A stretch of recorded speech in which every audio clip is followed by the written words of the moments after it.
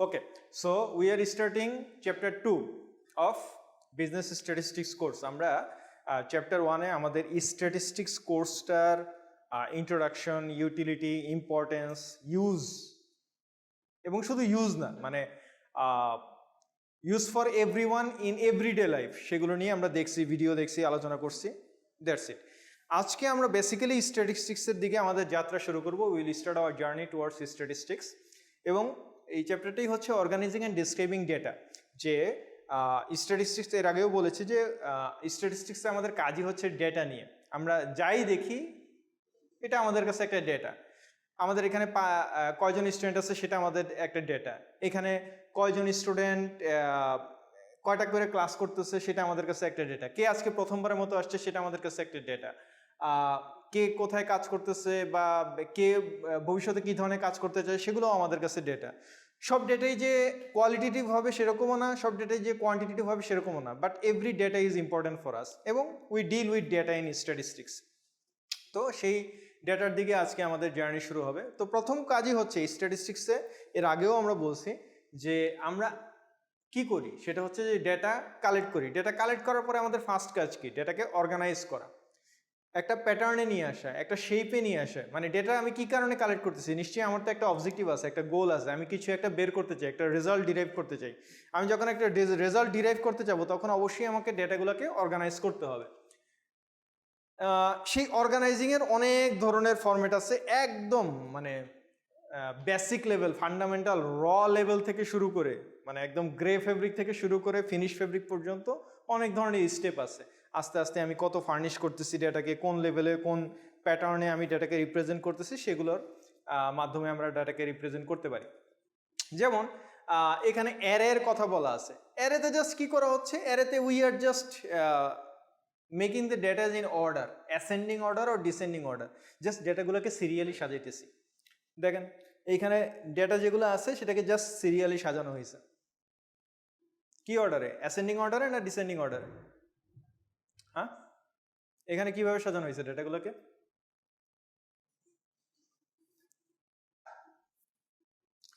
আস্তে আস্তে কি ডিক্রিজিং ভ্যালু হয়েছে নাকি ইনক্রিজিং ভ্যালু হয়েছে? ভ্যালুটা কি আস্তে আস্তে কমছে না বাড়ছে? ভ্যালুটা আস্তে আস্তে বাড়ছে। সো সেই জিনিসটা আমরা ডিসেন্ডিং অর্ডারে সাজাইনি, অ্যাসেন্ডিং অর্ডারে সাজিয়েছি।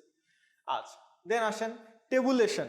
যে আমরা বেশিরভাগ ক্ষেত্রেই যেটা হয় যে ডেটা নিয়ে আমরা কি করি, ইভেন আপনারা চান বা না চান যে কোনো কাজ করতে গেলেই দেখা যায় যে আমরা টেবিল ফরম্যাটে সাজাইনি। ইভেন যারা মুদির দোকানে কাজ করে বা বিভিন্ন দোকানদারদের সমিতি থাকে না, বিভিন্ন সমিতিতে টাকা জমায় বা ইয়া করে, দেখা যায় যে তাদেরও একটা খাতা থাকে। খাতায় তারা মাসওয়ারি টেবিল বানায় নেয় যে উনি এই মাসের টাকা দিচ্ছেন, এই মাসের টাকা দেন না, এই মাসের টাকা বাকি আছে, এই মাস পর্যন্ত টাকা ক্লিয়ার হয়েছে, ওই মাস পর্যন্ত টাকা ক্লিয়ার হয়নি। উনি কিন্তু স্ট্যাটিস্টিক্স বুঝেই কাজ করতেছেন না, কিন্তু উনি জানেন যে এইভাবে যদি আমি সাজায় না নিই তাহলে আমার জন্য কষ্ট আছে, অনেক কষ্ট হবে ইয়া করতে। উনি একটা ফর্মুলেশনে, একটা টেবুলেশন ফর্মেটে নিয়ে আসছেন। এইটাই হচ্ছে টেবুলেশন ফর্মেটের একদম সিম্পল ইয়া থেকে শুরু করে একদম বড় ধরনের কাজ পর্যন্ত, টপ টু বটম। আপনি রিসার্চ করতে যান, একাডেমিক পারপাস ইয়া করতে যান, মানে একদম কোনো ধরনের টেবিল লাগে না। কোনো ধরনের আমাদের পার্থক্য করতে গেলেও টেবিল লাগে, একটা কোয়ালিটেটিভ অ্যানালাইসিস করতে গেলেও টেবিল লাগে, পারফরমেন্স ইভ্যালুয়েশন করতে গেলে টেবিল লাগে। আর আপনি যখন এক্সপেরিমেন্টাল কাজ করতে যাবেন তখন তো টেবিল লাগবেই। যত বড় ধরনের কাজ আছে, সিগনিফিকেন্ট কাজ আছে, অটোমেটিক্যালি আমাদের টেবুলেশনের সাহায্য নিতে হয়। আচ্ছা, টেবুলেশনের কিছু বেসিক রুলস আছে যে টেবুলেশনের হেডিংগুলা, মানে টেবুলেশনে হেডিং থাকতে হবে যে আসলে উপরে মানে এই জিনিসটা কি, এটা দিয়ে আসলে কি বুঝাইতেছে, এটা কি এই সাইডটা এক্স অ্যাক্সিস, মানে এই সাইডটা দিয়ে কি জেন্ডার বুঝাইতেছে না নাম্বার বুঝাইতেছে নাকি মান্থ বুঝাইতেছে না ইয়ার বুঝাইতেছে নাকি ডলার বা টাকা বুঝাইতেছে নাকি। উপরে যদি হেডিং না থাকে তাহলে ভিতরে টেবিল ভর্তি যত ডাটাই থাকুক আপনি কিছু বুঝবেন, আমি কিছু বুঝবো, কেউ কিছু বুঝবো না। হেডিং থাকতে হবে, প্রপারলি কমিউনিকেশন করতে পারতে হবে, ক্লিয়ার থাকতে হবে, ইজি রিড হইতে হবে। এই জিনিসগুলো আছে বেসিক কথা, এমনিতেই বুঝতে পারবে। দেন আসেন আস্তে আস্তে আমরা বিভিন্ন ধরনের চার্টের দিকে আগাই। First simplest type of chart, একদম মানে বেসিক সিম্পলেস্ট টাইপ, সেটা হচ্ছে বার চার্ট, যেটা দিয়ে খুব সহজেই আমরা বুঝি। এই যে ক্রিকেট খেলা দেখেন আপনারা, সারাক্ষণই বার চার্ট দেখাইতে থাকে। যে দেখা গেছে যে প্রথম 5 ওভারের মধ্যে পাকিস্তানের পারফরমেন্স কী ছিল, বাংলাদেশের পারফরমেন্স কী, প্রথম 5 ওভারের মধ্যে নিউজিল্যান্ড কোথায় ছিল, অস্ট্রেলিয়া কোথায় ছিল, লাইক দিস। তাই না? এরপরে পরবর্তী 10 ওভারে কি হয়েছে, তার পরবর্তী ইয়া হয় আমরা গ্রাফ আকারেও দেখাই, এরকম বার চার্ট আকারেও দেখাই। সো এই যে বার চার্ট আকারে দেখার সাথে সাথেই আমি কি বুঝতেছি, দেখেন যে বার চার্টের আপনি পোর্শনগুলো খেয়াল করেন, এখানে আমি নিউমেরিক্যাল ডেটা দিয়ে রাখছি, আবার এইখানে আমি অ্যাসাইন দিয়ে রাখছি যে এইখানে এই বরাবর আমার কি আছে, এক্স অ্যাক্সিস বরাবর কি আছে, ওয়াই অ্যাক্সিস বরাবর কি আছে। ওয়াই অ্যাক্সিস বরাবর আমি বলতেছি যে ক্লাস ফ্রিকোয়েন্সি না নাম্বার সোল্ড, যে মানে কয়টা সেল হয়েছে। আর এই বরাবর আমি দেখাইতেছি যে কার্ড টাইপ, যে ফরেন কাস্টমারদের কাছে আমার কার্ড সোল্ড হয়েছে কয়টা, লোকাল কাস্টমারদের কাছে আমার কার সোল্ড হয়েছে কয়টা। তার মানে ওভারঅল আমি জানতে চাইতেছি যে আমার যে গাড়ি আমি বিক্রি করতেছি সেই গাড়ি বিক্রির পার্সেন্টেজটা কাদের কাছে বেশি কাদের কাছে কম, ফরেন কাস্টমার আমার গাড়ি কয়টা কিনছে, লোকাল কাস্টমার আমার গাড়ি কয়টা কিনছে। এই চার্টটা দেখার সাথে সাথে, এখন তো আমি এতগুলো কথা বললাম দেখে আপনার কাছে বরং কঠিন লাগতেছে, চার্টটা দেখার সাথে সাথে আমরা বুঝে ফেলতে পারি না যে আসলে পার্সেন্টেজ কোথায় বেশি কোথায় কম, কে বেশি কিনছে, ডোমেস্টিক কত পার্সেন্ট, ডোমেস্টিক কত পার্সেন্ট, 50%, ফরেন কত পার্সেন্ট, 30%, কত পার্সেন্ট বেশি, দ্যাটস ইট। এবং এইটা, এই যে এত কিছু বলে ফেললেন, এতগুলো কোয়েশ্চেনের আনসার এখানে এত ছোট্ট একটা চার্টের মধ্যে এত ধরনের কোয়েশ্চেন দেওয়া আছে, এত কোয়েশ্চেনের আনসার দেওয়া আছে, এইটাই হচ্ছে বিশেষত্ব একটা চার্টের মাধ্যমে। একটা মানে এই কারণে আমরা মাঝে মাঝে বলি না যে sometimes art is more powerful than essays, বা আপনি 10 ঘন্টা ধরে ভাষণ দিয়ে একটা মানুষকে যতটুকু টাচ করতে পারবেন, যতটুকু মোটিভেট না করতে পারবেন, একটা ড্রয়িং, একটা আর্ট তার চেয়ে অনেক বেশি মোটিভেট করতে পারে। যেটা হয়েছিল দুর্ভিক্ষের সময় জয়নুল আবেদিনের আর্ট থেকে শুরু করে বিভিন্ন ধরনের আর্টস আর ভেরি পাওয়ারফুল। যে ইভেন আবরার যখন খুন হয় বুয়েটে, আপনাদের চোখে পড়ছে কিনা, ফেসবুকে একটা ইয়া খুব ভাইরাল হয়েছিল, যেখানে মানে দেখা যাচ্ছিল যে মানে ভেরি টাচি, মানে এত সুন্দর একটা ইয়া ড্রয়িং করছে যে মানে ওই একটার মধ্যে সব কিছু আছে, মানে যত কিছু মানে সিম্বল, যত কারণ এটার সাথে জড়িত আছে সব কিছুই ওই একটা আর্টের মধ্যে আছে, কোনো কথা নাই, কোনো কথা লেখা নেই, ওইটা দিয়েই বুঝে গেছে everything. So these are the things, meaningful symbols. যে chart is a very influential tool in statistics, আমরা প্রায় চার্টের সাহায্য নিই, তার মধ্যে সিম্পলেস্ট টাইপ হচ্ছে বার চার্ট। দেন আসে আমাদের পাই চার্ট। পাই চার্ট তো আমাদের আরও পরিচিত, কারণ সে ফর এক্সাম্পল একজন ব্যাটসম্যান স্কোর করতেছে, কিছুক্ষণ পরপরই পাই চার্ট দেখায় যে উনি এখন পর্যন্ত যদি 20 রান করে থাকে, সেই 20 রানে লেগ সাইডে কত পার্সেন্ট রান করছে, অফ সাইডে কত পার্সেন্ট রান করছে। সেঞ্চুরি করার পরে তো পাই চার্ট দেখাবেই, মাস্ট, বাধ্যতামূলক, যে এই যে সেঞ্চুরি করলো তার লেগ সাইডে কত পার্সেন্ট, অফ সাইডে কত পার্সেন্ট, স্ট্রেটে কত পার্সেন্ট, ব্যাকে কত পার্সেন্ট, সব কিছু মিলে তার একটা পাই চার্ট দেখায় দিবে। সো এই যে বিষয়টা, সে ফর এক্সাম্পল এখন আমরা যদি এই ক্লাসের জন্য বা আপনাদের রেজাল্টের উপরে একটা পাই চার্ট করতে চাই, পাই চার্টগুলো তো খুব ইজি টু রিপ্রেজেন্ট। বা মনে করেন একটা কুইজ নেওয়া হইলো, তো কুইজ নেওয়ার ক্ষেত্রে সেখানে আমাদের মাত্র 5টা গ্রেড আছে, just A B C D E, এই 5টা গ্রেডে 10 বা 20 মার্কসের একটা কুইজ নেওয়া হইলো। এখন আপনাদের যে টোটাল রেজাল্টটা, সেই রেজাল্টটাকে পাই চার্টে দেখায় ফেলা যাবে না? হ্যাঁ, ভেরি ইজি না? যে আচ্ছা আমি আরেকটা গ্রেড মনে করেন বাড়াই দিলাম, এফ, যেখানে কুইজের শর্ত ছিল মনে করেন যে কেউ যদি 10-এর মধ্যে 3-এর নিচে পায় তাহলে ফেল, ওইখানে আর কোনো মার্কস নেই, সেখানে জাস্ট 00, সেটা ফেল, জাস্ট গ্রেড আকারে দেখানো হলো। এখন আমরা যদি চার্ট আকারে দেখায় দিই, pie charts show the relative size of each value in relation to the whole. On the other hand, bar charts display the frequency on one axis and the values of the categorical variable on the other. You can think of bar charts as a way of tallying information.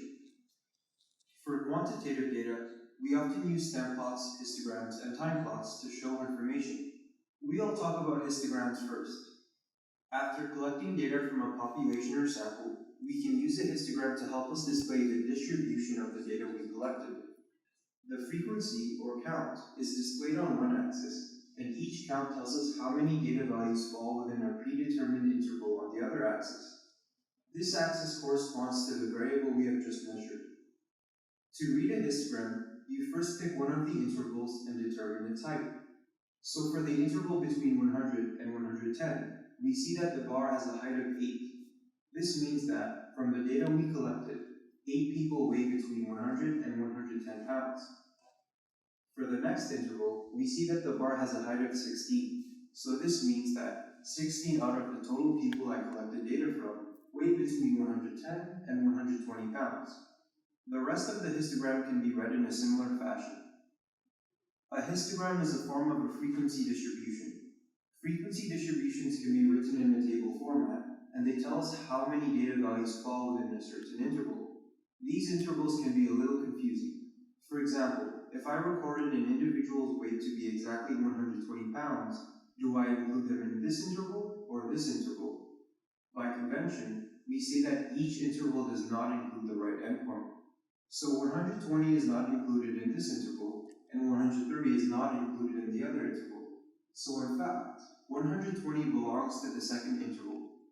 Now you might be thinking, if the right interval isn't included, why don't I just rewrite my intervals like this? 110 to 119 and 120 to 129.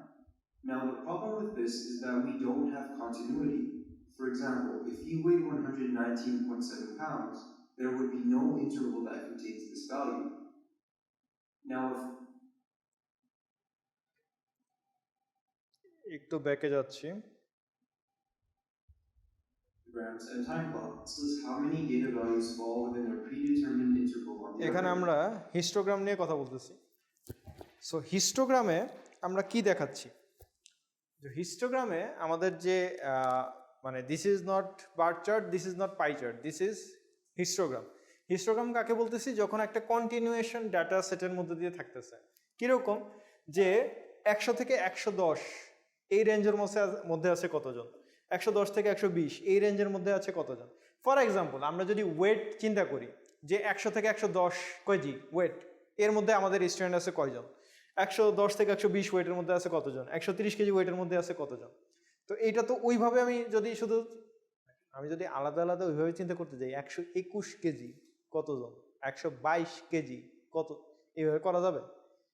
সারা জীবন নষ্ট হয়ে যাবে, number one. Number two হচ্ছে, তো 121 আর 22-এর মধ্যেও তো থাকতে পারে, 121.6 থাকতে পারে, 121.9 থাকতে পারে, সেগুলোর কি হবে?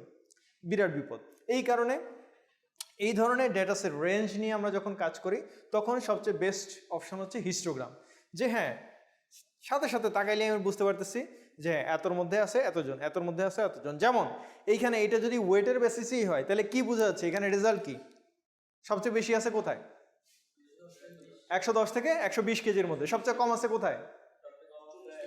140 থেকে 150-এর মধ্যে। কয়জন? 6 জন। আর 100 থেকে 110-এর মধ্যে আছে কয়জন? 8 জন। ঠিক আছে। 110 থেকে 120-এর মধ্যে আছে 16 জন। 120 থেকে 130-এর মধ্যে আছে 12 জন। 130 থেকে 140-এর মধ্যে আছে একই তো 8 জন। 140 থেকে 150-এর মধ্যে 6 জন। ব্যাস। সো ইজিলি আমরা খুব সহজে জিনিসটা বুঝে ফেলতে পারতেছি যে আন্ডারস্ট্যান্ডিংটা কি, মানে কি কারণে আমরা হিস্টোগ্রামে দেখাচ্ছি এবং দেখানোর ফলে আমাদের সুবিধাটা কি হচ্ছে। আচ্ছা, This তারপরে axis corresponds to the variable we have just interval. We see that the bar has a height of, for example, এরপর if I recorded an এখানে individual আমরা weight যখন to be exactly 120 pounds, frequency distribution নিয়ে কথা বলতেছি, তখন এই যেটা বলতেছি আমরা, যে আমরা দেখতে চাচ্ছি যে কত ওয়েটের মধ্যে কতজন করে আছে। হ্যাঁ ঠিক আছে, আমি পাইলাম যে 100 থেকে 110-এর মধ্যে আছে এতজন, 110 থেকে 120-এর মধ্যে আছে। এখন এইটাকে তো আমার একটা ফ্রিকোয়েন্সি টেবিলে নিয়ে যেতে হবে, আমি তো একটা সামারি আকারে দেখাবো।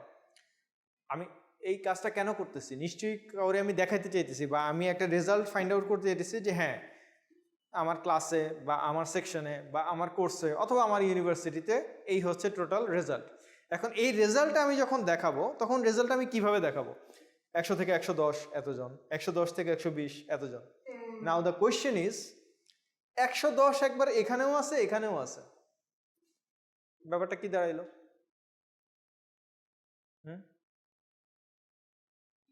তো 110 তাহলে দুই জায়গায় চলে যাবে না? 110 কেজিতে যতজন থাকবে তাদেরকে কি আপনি একবার এখানেও দেখাবেন এখানেও দেখাবেন? তা তো দেখানো যাবে না। তাহলে তো সবকিছুর সংখ্যা, মানে কোনো কিছুরই রেজাল্ট ঠিক থাকবে না। এইখানে এটার কথাই বলা হচ্ছে যে আমরা যখন এটা থাকবে, আমরা লাস্ট এন্ডিং পয়েন্টটাকে বাদ দিয়ে স্টার্টিং পয়েন্টটাকে রাখবো। এন্ডিং পয়েন্টটা তখন আমরা ক্যালকুলেট ওইটার মধ্যে, ওই ক্লাসের মধ্যে করবো না, স্টার্টিং পয়েন্টের ক্লাসের মধ্যে সেটাকে ক্যালকুলেট করবো, সেটার কথাই বলা হচ্ছে। এবং ফাইনালি এটাকে আমরা ফ্রিকোয়েন্সি ডিস্ট্রিবিউশনে নিয়ে যাব। এইখানে যে ডেটাটা আছে সেটাকেই ফ্রিকোয়েন্সি ডিস্ট্রিবিউশনে নিতে গেলে কি হবে সেটা দেখেন। 130 is not included in the other interval. So in fact, 100, if you weigh 119.7 pounds, there would be no interval that contains this value. Now, a frequency distribution can be converted into something called a relative frequency distribution. The only difference between these two is that a regular frequency distribution shows a count, and a relative frequency distribution, as the name suggests, shows the relative frequency instead. It is called relative frequency because it represents. এখানে কি দেখাচ্ছি, আমরা ফার্স্টে দেখাইলাম frequency distribution, যেমন এটা হচ্ছে আমাদের ফ্রিকোয়েন্সি ডিস্ট্রিবিউশন, আর পাশে যেটা দেখাচ্ছি সেটা হচ্ছে রিলেটিভ ফ্রিকোয়েন্সি ডিস্ট্রিবিউশন। আগে একটা রিলেটিভ কথা আছে, এটা দিয়ে সুবিধাটা কি আপনি নিজে একটু তাকায় দেখেন তো, এখান দিয়ে আমি কি বুঝতে পারতেছি আর এখান দিয়ে আমি কি বুঝতে পারতেছি।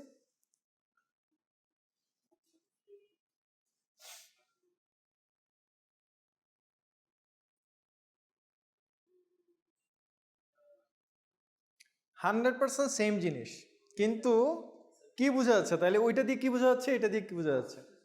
রাইট রাইট, এখান দিয়ে আমি বুঝতে পারতেছি যে কোনটা আসলে কত পার্সেন্টেজে আছে, কোনটা কত পার্সেন্টেজ আছে। এখন এই যে টোটালটা, এই টোটালটা সাম টোটাল হচ্ছে 1.00। এখন আপনি যদি পার্সেন্টেজে সবগুলো পার্সেন্টেজে ক্যালকুলেট করতে চান, জাস্ট মাল্টিপ্লাই উইথ 100, তাহলে আপনি বুঝে যাবেন এইটা 16%, এটা 32%, এটা 24%, এটা 16%, এটা 12%। এখানে যেটা আমি এইটা দিয়ে বুঝতে পারতেছি যে এইটা 16 সবচেয়ে বেশি নাম্বার, কিন্তু সেই 16টা দিয়ে আসলে কি আমি বুঝতে পারতেছি যে তাইলে এই ক্লাসে সবচেয়ে বেশি ওজন বা সেই 100 থেকে 120 সরি 110 থেকে 120 কেজি ওজন, যেই ওজনের মধ্যে স্টুডেন্ট সবচেয়ে বেশি, সেটা আসলে টোটাল স্টুডেন্টের কত পার্সেন্ট, এটা কি এখান দিয়ে বোঝা সম্ভব? বা জাস্ট এই নাম্বারটা 6, এই নাম্বারটা 8, এইটা 8, এইটাও 8, এইটাও 8, তাহলে আমি তো বুঝতে পারতেছি না যে এটা আসলে টোটাল স্টুডেন্টের কত পার্সেন্ট, এরকম কত। আমি যদি জানতে চাই আমার স্টুডেন্টদের কত পার্সেন্ট ওভারওয়েট, কত পার্সেন্ট আন্ডারওয়েট, কত পার্সেন্ট স্ট্যান্ডার্ড ওয়েট, সেটার রেজাল্টটা কি আমি এখান থেকে পাইতেছি? কিন্তু সেটার রেজাল্টটা কি এখান থেকে পাইতেছি না? যে আমি ইজিলি বলে দিতে পারতেছি আমার 32% আছে স্ট্যান্ডার্ড ওয়েটের মধ্যে, আমার ওভারওয়েট ক্যাটাগরিতে চলে গেছে আমার 12%, 16%। এই সিম্পলি এই ক্যাটাগরিতে আমরা ইজিলি বের করে ফেলতে পারতেছি। এটাকে আমরা বলি রিলেটিভ ফ্রিকোয়েন্সি ডিস্ট্রিবিউশন। কিভাবে বের করি? বের করা খুব সহজ, টোটালটা যোগ করেন, যোগ করে এবার প্রত্যেকটারে ওইটা দিয়ে ভাগ দেন। সে ফর এক্সাম্পল এখানে টোটাল করলে আমার কত আসতেছে, 16, 16, 32, 40, 44, 50, ঠিক আছে।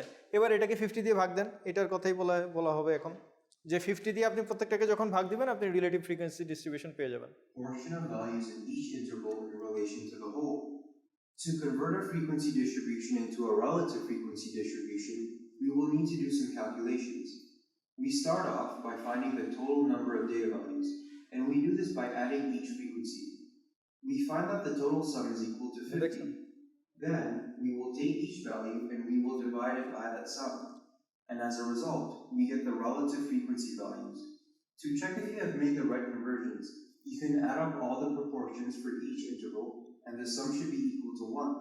The answer should be equal to 1 because we have used a ratio that relates our data to the total amount of প্রত্যেকটাকে 50 দিয়ে ভাগ দিছি, রেশিও আসছে sum total 1। Relative frequencies can be written in percentages. To convert to percentage form, all we do is multiply each value by 100%. 100 দিয়ে গুণ দিয়েছেন, percentage হয়ে গেছে। Regular histograms can be converted into histograms that tell us the proportion of values for each interval. Now, stem plots are like histograms, except they show each data point. Stem plots consist of stems and leaves. A leaf refers to the very last number, and a stem refers to all of the other numbers except the last number. Stems and leaves are usually separated by a line. For example, let's look at the number 117. The leaf is the last number, so this would be 7.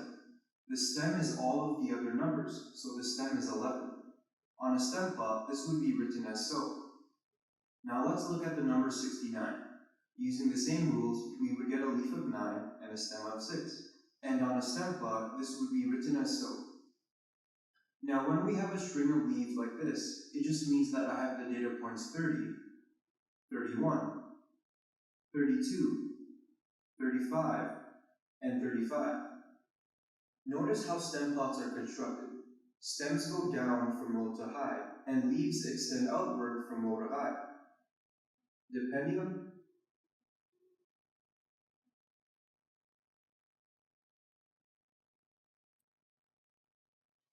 and 35. Notice how stem plots are constructed. আচ্ছা, এটা আরেকটা pattern আমরা দেখতেছি রিপ্রেজেন্টেশনের, another type of expression to represent, সেটা কি stem plots, যেখানে আমরা বলতেছি স্টেম অ্যান্ড লিফ নিয়ে তৈরি হইতেছে। ওই চার্ট আমরা bar chart, pie chart, pie chart তো আমরা দেখাইতেছি সার্কুলার লেভেলে, বার চার্ট এবং হিস্টোগ্রাম দুইটাই দেখাইতেছি হরাইজন্টাল লেভেলে, আর স্টেম প্লট এটা দেখাইতেছি আমরা ভার্টিক্যাল লেভেলে। কীরকম, যে জাস্ট ট্রি স্টাইলে, যে গাছের কাণ্ড, সেখান থেকে শাখা, গাছের মূল কাণ্ড, এখন কাণ্ডের কখনো এই কাণ্ড থেকে এই কাণ্ড বের হয়, সেখান থেকে শাখা, এই কাণ্ড থেকে এই কাণ্ড বের হয়, এদিক থেকে একটা গেছে, এদিক থেকে একটা গেছে, এদিক থেকে একটা গেছে, তারপরে পাতা কোথায় থাকে? শাখার মধ্যেই তো থাকে, ঠিক আছে? তো মূল যেইয়া সেটার মধ্যে তো আর পাতা থাকতেছে না। সো ওইভাবেই আমরা ভাগ করতেছি। সে ফর এক্সাম্পল, আমার যদি কোনো জায়গায় ডেটা থাকে এরকম যে আমার সে ফর এক্সাম্পল আমি যদি বলি যে 10 মার্কস পাইছে, ঠিক আছে, এরকম রোল নাম্বার কে কে 10 মার্কস পাইছে, এরকম রোল নাম্বার কে কে, সেখানে সে ফর জিনিসটা একটু পরে ইয়ে করতে হবে। তো সে ফর এক্সাম্পল 1 আছে, 2 আছে, 3 আছে, 5 আছে, 6 আছে, 6 আছে, ঠিক আছে? এখানে অবশ্য দুইটা আসছে, মানে ব্যাপারটা আসলে ওরকম না, ব্যাপারটা হচ্ছে ভ্যালুটা যদি আমাদের এরকম হয় যে 101 রোল সে পাইছে, 102 রোল সে পাইছে, 103 রোল সে পাইছে, তখন এই 10 এটাকে আমি রেখে লাস্ট যে ডিজিটটা সেটাকে আমি লিফের মধ্যে নিয়ে যাব, বাকি সব চলে যাবে লিফের মধ্যে। আমার ডেটা সেট যদি এরকম থাকে, সে ফর এক্সাম্পল আমার ডেটা হচ্ছে এরকম 121, 123, 124, 125, 126, তার মানে 120 সিরিজের মধ্যে এতটা ডেটা আছে, বা এই ক্যাটাগরিতে এতগুলো ডেটা আছে। তখন হবে কি, এই 12কে রেখে 1, 3, 4, 5, 6, এই হবে রিপ্রেজেন্টেশনের সিস্টেম। জাস্ট খুব ইজিলি বোঝানোর জন্য, যাতে আমি যদি সেইভাবে 100 ডেটা লিখি, ওইভাবে বোঝা যত সহজ, আমি যখন এইভাবে একটু মার্জিনাল করে দেবো, খুব সহজে এক ঝলকে দেখা যায় না জিনিসটা, এই কারণে এটা একটু ইজি, জাস্ট রিপ্রেজেন্টেশন স্টাইল, এর বেশি কিছু না। এর মধ্যেও আবার সমস্যা আছে, যদি ডেটা খুব বেশি হয়ে যায়, and leaves extend outward from low to high. Depending on the data set we are working with, sometimes we can get stem plots with আমার too যদি many leaves, এই and we can get stem এদিকে plots খুব with বেশি too হয়ে many যায় তাইলেও stems. হিজিবিজি হয়ে যাবে, When this happens, আবার এদিকেও we যদি might খুব not get বেশি enough হয়ে যায় stem তাইলেও plots হিজিবিজি হয়ে যাবে। information, and এইটা as a হচ্ছে এটার result, limitation. we may not be able to get much information out of it. If we have a regular stem plot with too many leaves, we can convert it into something called a split stem plot. This conversion is called splitting the stems. To split the stems, we need to duplicate each stem. The first stem will run from 0 to 4, which corresponds to these values. And the second stem will run from 5 to 9, which corresponds to these কি করলাম, values. এখানে যেহেতু বেশি, এটাকেই দুই ভাগ করে দিলাম, যে 4 এর মধ্যে 0 থেকে 5 এর মধ্যে এক গ্রুপে, 5 থেকে 10 এর মধ্যে আরেক গ্রুপে, দুইটা গ্রুপে ভাগ করে দিলাম, যেহেতু বেশি হয়ে গেছে, সহজে বোঝানোর জন্য। একই, We have a very large data set that goes from 201 all the way to 875. That's over 60 stems that we have to write. To trim the leaves, all we do is remove the very last digit. So notice for the number 201, the leaf is 1 and the stem is 20. After removing the very last digit, we get 20. So now the leaf becomes 0 and the stem is now 2. We would do the same process for each data value. By trimming the leaves, we get a better looking stem plot. Notice how we have reduced the amount of stems by doing this, and we have saved ourselves the trouble of having to write down over 60 stems. This is why trimming can be useful, but be careful when you read the stem plot after it has been trimmed. For example, for the top row, instead of reading it as 20, 20, 21, 22, 23, and so on, we read it as 200, 200, 210, 220, 230, and so on. This is because the original data was in the hundreds place. Now the last type of stem plot we will be looking at is called a back-to-back stem plot. Back-to-back stem plots are used to display and compare compare two distributions by using the same set of stems. So for example, we could compare data from males and females, or data from cats and dogs. Another way to display quantitative data is by using a time plot. Time plots show how a variable changes over time. By convention, এটা তো time is সহজ always জিনিস, plotted on the সময়ের সাথে x-axis, পরিবর্তন and কিভাবে the হচ্ছে। values of a variable are always plotted on the y-axis. আমরা ওয়েদার থেকে শুরু করে সবকিছুতে এইভাবেই দেখাই, সময়ের সাথে সময়ের সাথে পরিবর্তন কিভাবে হচ্ছে সেই জিনিসটার ইয়াতে। আচ্ছা দেন ইয়া করে দিচ্ছি জাস্ট। তাহলে ফ্রিকোয়েন্সি ডিস্ট্রিবিউশন, এটা নিয়ে কোনো সমস্যা আছে? আমরা ওই যে প্রত্যেকটা ফ্রিকোয়েন্সির মধ্যে প্রত্যেকটা গ্রুপে কয়জন করে আছে সেই জিনিসটা দেখতেছি, সেটা দেখলাম আমরা। ফ্রিকোয়েন্সি ডিস্ট্রিবিউশন কিভাবে করে সেটা আমরা জানলাম। ফ্রিকোয়েন্সি টেবিলটা কিভাবে করে, যে ডোমেস্টিক কতজন, ফরেন কতজন, সেই জিনিসটা আসলো।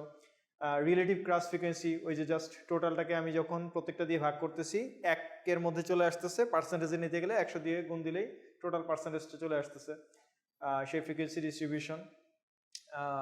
এগুলো যখন বড় ক্লাস হয় সেটা ক্লাস মিড পয়েন্ট এবং সেগুলো কিভাবে আসবে সেটা নিয়ে আমাদের নেক্সট ক্লাসে ইনশাল্লাহ কথা হবে।